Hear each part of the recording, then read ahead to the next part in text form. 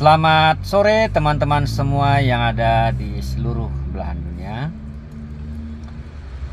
Teman-teman yang berbahagia, bertemu lagi dengan saya Bang Lu untuk berbagi pengetahuan ya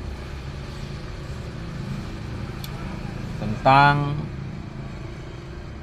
seseorang bila terkena santet atau sakit akibat santet ya. Yang mana yang perlu saya sampaikan di sini adalah ketakutannya ya. Ketakutan yang terjadi bila seseorang sudah sakit akibat terkena santet. Nah teman-teman, sebelum itu saya mengucapkan dulu salam logika. Berlimpahlah kebijaksanaan untukmu dan keluargamu kini dan masa yang akan datang, dan selamat sore. Shalom, assalamualaikum, damai sejahtera, Om Swastiastu, Namo Buddhaya, serta salam kebajikan buat semua teman-teman yang ada di seluruh belahan dunia. Teman-teman yang berbahagia, terima kasih atas dukungan kalian ke channel YouTube saya ini, Bang Loken ya, yang sudah membantu menekan tombol subscribe dan juga loncengnya. Dan terima kasih juga yang sudah menekan like atau jempol, memberikan komentar, dan juga membagi-bagikan video-videonya ya, men-share-nya media sosial teman-teman semuanya. Teman-teman yang berbahagia, saya juga mengadakan yang namanya live terapi ya, live terapi.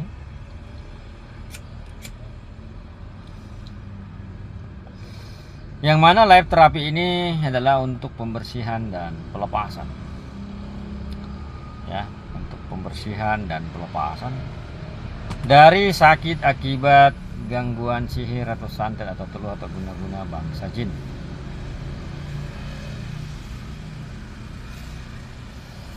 Nah teman-teman, sifatnya live terapi ini adalah bergabung. Jadi kalau teman-teman mau untuk ikut pembersihan dan pelepasan langsung dengan saya Bang Lo, mari bergabung ya, mari bergabung untuk membersihkan sihir itu dari tubuh kalian yang datang setiap hari mengganggu, baik lewat mantra jahat dibacakan dari jarak jauh ataupun kiriman-kiriman santet lewat angin yang mengganggu tubuh kalian. Nah teman-teman semuanya, kali ini coba saya akan membahas sedikit tentang yang namanya apa sih ketakutan orang kalau sudah terkena santet. Nah ketakutan seseorang ini pada umumnya terjadi, saya temui pada diri klien-klien saya, ataupun pada saat waktu saya sakit dulu, mengalami sakit akibat gangguan sihir atau santet tersebut. Ketakutannya adalah ketakutan yang kita tidak tahu apa yang kita takutkan ya. Kita nggak tahu apa yang ditakutkan. Makanya orang yang terkena sakit akibat santet tersebut, dia tidak tahu apa yang dia takutkan pada dirinya ya, pada pikirannya. Dan kondisi begini sadar dan mengalami proses kesadaran yang tinggi atau normal. Tetapi di balik itu, di dalam pikirannya bermain ketakutan yang tidak jelas. Nah ketakutan tidak jelas ini terbentuk dari apa? Ini terbentuk dari sugesti-sugesti dari jarak jauh atau sinyal-sinyal mantra ataupun bisikan-bisikan di pikiran maupun di telinga seseorang yang terkena santet. Jadi ketakutan-ketakutan ini kuatnya pada jam-jam tertentu teman-teman, apalagi waktu mau pergantian hari dari terang ke gelap. Dan umumnya terjadi, orang yang terkena santet ini ketakutannya ini umumnya terjadi ketika mau masuk malam, dia takut menghadapi malam, atau dia takut untuk tidur. Dan lebih parahnya lagi, ada yang takut di dalam rumahnya, ataupun dia takut di dalam rumahnya maupun pulang ke rumahnya. Jadi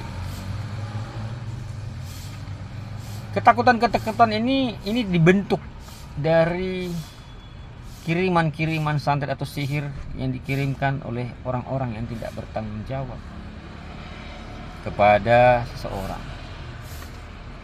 Nah, ketakutan-ketakutan inilah yang membuat nanti kiriman santet ini lebih leluasa masuk ke dalam badan seseorang bila santet atau sihir tersebut sudah menguasai pikiran seseorang atau si korban. Apalagi kalau si korban ini tidak memiliki yang namanya pertahanan, ya, pertahanan batin. Kalau tidak ada pertahanan batin, mungkin dia bisa gila atau stres, telak dia kena, ya. Sangat-sangat telak dia kena nantinya. Nah, oleh sebab itu, ya, dibutuhkanlah di sini yang namanya pengetahuan. Nah, pengetahuan ini berfungsi untuk mengkanter agar jangan terlalu telak sihir itu datang ataupun masuk ke badan. Nah, pengetahuan tentang sihir ini haruslah dimiliki seseorang. Bukan untuk menyakiti, tetapi bagaimana untuk mempertahankan diri dari kiriman-kiriman kegaiban oleh manusia-manusia di luar sana. Nah, teman-teman, belajar dari kasus-kasus orang-orang yang saya bantu tentang jenis ketakutan yang tidak jelas yang dialami pikiran seseorang akibat santet tersebut. Ya, ketika berkendara dia takut, padahal dia mahir membawa kendaraan atau pintar membawa kendaraan, tetapi dia takut mengendarai kendaraan ini. Ya, dalam pikirannya hanya dibentuk lingkaran ketakutan mati, ketakutan kecelakaan, padahal dia sudah biasa berkendara, ya. Tapi bisikan itu datang ke telinganya untuk celaka. Jadi muncullah di dalam bentuk pikiran dari dirinya bahwa saya nanti akan kecelakaan. Jadi santet membuat orang rasa takut ini adalah memanipulasi pikiran seseorang. Jadi banyak kejadian begini, teman-teman. Banyak sekali kejadian-kejadian begini dialami orang di luar sana. Nah, kenapa bisa begitu? Rata-rata kebanyakan orang ini terkena dari dalam, atau dia belum bersih dari dalam ikatannya. Ya, ikatan yang dimasukkan seseorang itu belum bersih dari dalam. Saya juga biasanya membersihkan orang-orang yang belum bersih, tetap saya sampaikan di sini dengan menggunakan media rempah pengurasan lah namanya. Menguras ikatannya dari dalam tubuh agar orang tersebut menjadi normal kembali dan terbuang semua rasa takut itu dari dalam pikirannya akibat ikatan sihir tersebut. Nah, teman-teman semuanya, hendaklah ambil sikap tenang, jangan gusar, jangan galau. Tetap tenang, ya, tenang. Tingkatkan doamu dengan fokus, ya, dan selalu mengucap kata syukur.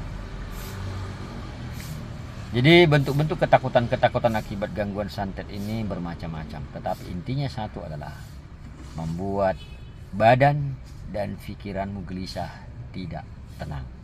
Itu saja intinya. Ya, membuat badan dan pikiranmu menjadi gelisah dan tidak tenang. Baik teman-teman semuanya, semoga pengetahuan singkat yang saya bagi lewat video ini bermanfaat untuk kita dan orang banyak di luar sana untuk lebih memahami sakit akibat gangguan sihir atau santet yang mengganggu tubuh seseorang. Jangan lupa like, subscribe, komen, dan share video-video yang saya upload agar orang-orang di luar sana dapat lebih berpengetahuan dan tidak gampang dibodoh-bodohi oleh gangguan sihir atau roh-roh jahat. Saya Bang Lu mengucap syukur dan terima kasih. Sehat selalu, I love you, I miss you. Dan kalau ada yang mau konsultasi tentang sakit yang dialami akibat sihir atau belum bersih, silakan chat aja di samping judul, ada nomor WhatsApp admin. Konsultasi tidak dipungut biaya atau mahar, tetapi dengan bahasa yang sopan.